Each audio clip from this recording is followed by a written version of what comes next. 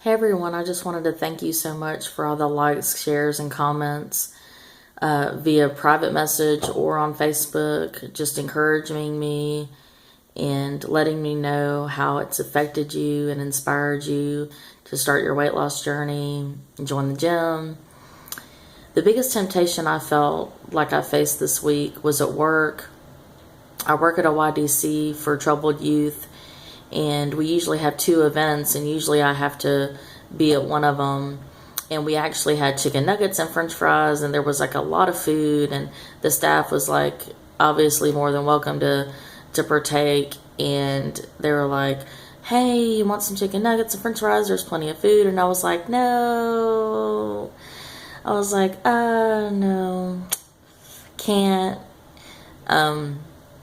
So yeah, that was kind of tough. I did bring some fruit that day, but I really didn't bring enough to sustain me like I should have that day. So that's a lesson learned there. Always bring more than what you actually plan on eating. The other thing is I knew that when I got home, I would be able to make what I really wanted to eat and all would be well. The second temptation would be my roommate actually has sweet tea, and I love sweet tea. But I do know that I could make it if I really want to with stevia, or I could have coconut water, so no complaints there. Another thing I'd like to speak about is a principle called 10-10-10.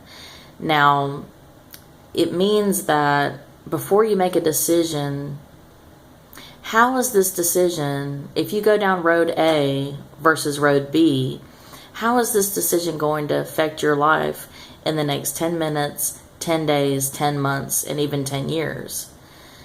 And so, yeah, okay, if I were to eat those chicken nuggets, I would feel better in 10 minutes, or maybe in the first 2 or 3 minutes.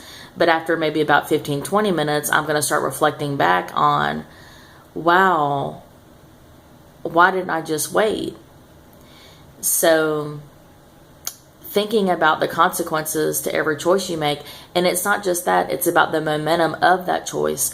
What if I did eat those chicken nuggets and fries, and then I say, you know what, for the rest of the week, I'm just not going to worry about it. I'll just start back on Monday. And then Monday turns into the next Monday, and the next Monday turns into next month, or I'll start on the first of this month, or it's always something coming up. Well, so-and-so's birthday's coming up, so I'm going to start after this, or I'm going to start after the 4th of July, or whatever it might be, you guys. It's always going to be something coming up. It's always going to be the price you have to pay, which leads me to my next point. The price I pay right now to stay fat. A lot of times we in life want to run from paying the price, but in actuality, whatever state we're in, we're actually paying the price to stay where we're at. Now, there's positives to that and there's negatives to that.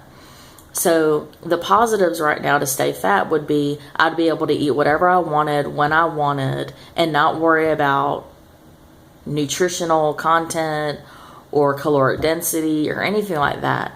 I would just eat what I want. Well, that's the positive side to it. Well, what's the negative side to, what's the price I'm paying to stay at the state I am?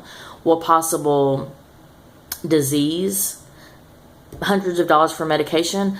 Right now, I recently got a blood test done, and I have a clean bill of health. Everything is in normal range. I had a full spectrum thyroid check. Everything is fine. And really, I don't want to face those consequences. I don't want to face possible heart disease or diabetes. And you guys, these things are real. And I'm not as young as I used to be. It's time to grow up and start eating real food. That's my motivation.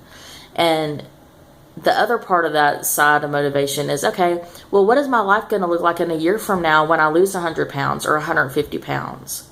What is my life going to look like? How am I going to feel about myself? How am I going to look? What clothes am I going to be able to wear?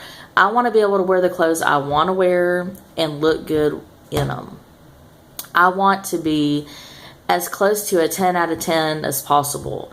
You know, I can't expect the love of my life to just appear out of nowhere. I mean, they've got to be attracted to me, you know, and at this weight right now, the reality is most guys are attracted to normal sized women. And right now I'm morbidly obese, so how can I expect the love of my life to come into my life and be with me at this weight? I don't want somebody morbidly obese. I don't want somebody unhealthy. I want to be able to have a baby. I want to have a family. I want to be able to go skiing and ice skating or wherever and do whatever, rock climbing, whatever I want to do, and not worry about weight.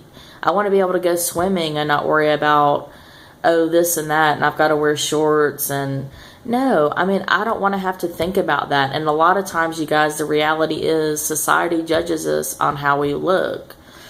And so I'm not making about the scale so much. I am going to do a weigh-in next week, but I'm really going by how I feel. I do feel much better. And how are my clothes fitting? So that's what I'm going by. I hope to see you guys next week. Keep the journey with me. Stay the journey with me. Keep strong. And I will see you guys next week. Thank you. Bye.